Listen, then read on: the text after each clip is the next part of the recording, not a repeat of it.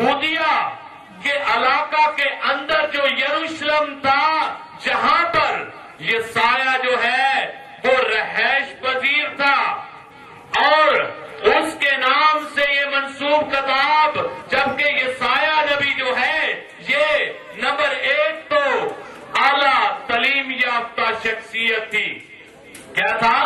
اعلیٰ تعلیم یافتہ تھا، اور شاہی دربار کے جتنے بھی قائد تھے ان سے بخوبی واقف تھا۔ اب یہ سایہ کے جو معنی ہے وہ سنے، خداوند نجات دیتا ہے۔ یہ سایہ کے معنی کیا ہے؟ یہ سایہ کے معنی کیا ہے؟ خداوند نجات دیتا ہے۔ یہ کتاب جو ہے یہ 740 سے 681 قبل المسیح کے درمیان تحریر میں آئی، جبکہ اس وقت حزقیہ بادشاہوں کے دور حکومت تھے۔ یہ سایہ نبی جو ہے یہ 5 بادشاہوں کے درمیانی حکومت کے دوران اس کے اوپر خداوند کا کلام جو ہے وہ نازل ہوا۔ کتاب مقدس میں سے یہ سایہ کی کتاب جو ہے یہ نبوتی کتاب کہلاتی ہے، جس کے اندر سب سے زیادہ نبوتیں بلائی کے نشان کی تصدیق کرتی ہیں، جس کے اندر بلائی کے نشان کی تصدیق کرتی ہیں۔ اور بزرگ داؤد صرف ایک ہی دعا کرتا ہے اور کہتا ہے کہ مجھے بلائی کا کوئی نشان دکھا، تاکہ مجھ سے عداوت رکھنے والے اسے دیکھ کر کیا ہو جائے؟ وہ شرمندہ ہو جائے۔ ایسا نشان ہو کہ اس نشان کو اگر کوئی دیکھ لے تو اس کو شرمندگی کا سامنا کرنا پڑے۔ بتاتا چلوں، کتاب مقدس کے اندر یہ سایہ کے صحیفے کے اندر جو اس نشان کے بارے میں پیش گوئیاں ملتی ہیں، نمبر 1 کہ آپ خداوند یسوع المسیح جو ہے وہ کنواری مریم سے پیدا ہوئے۔ نمبر 2 کہ آپ دکھ اٹھائیں گے، اس کے بعد اور انسانوں کے گناہوں کا کفارہ ہوں گے۔ آپ کی الوہیت کی طرف اشارہ اس کے اندر نبوتی کلام موجود ہے۔ اس کے بعد کہ آپ کو صلح اور سلامتی کا شہزادہ کہا گیا ہے۔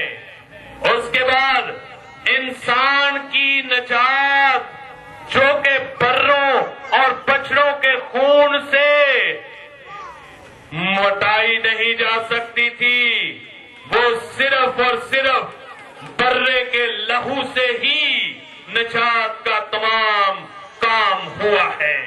سو اس لیے داؤد نبی جو ہے وہ پکار رہا ہے، وہ کہتا ہے کہ مجھے کوئی بلائی کا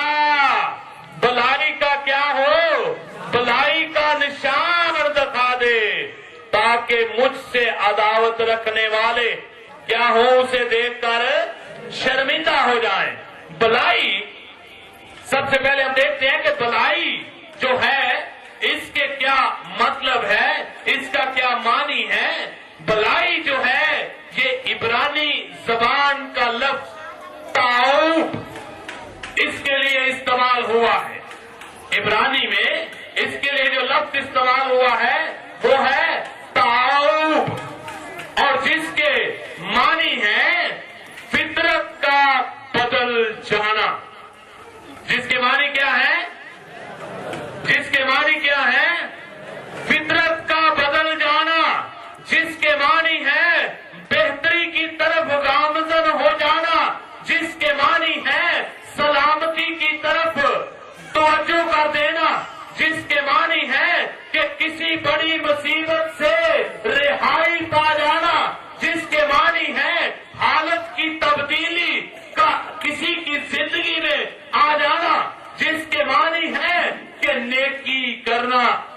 معنی ہے کہ حالات کا بدل جانا، جس کے معنی ہے کہ کسی بڑی مشکل یا مصیبت سے کیا کر جانا، نجات حاصل کر جانا۔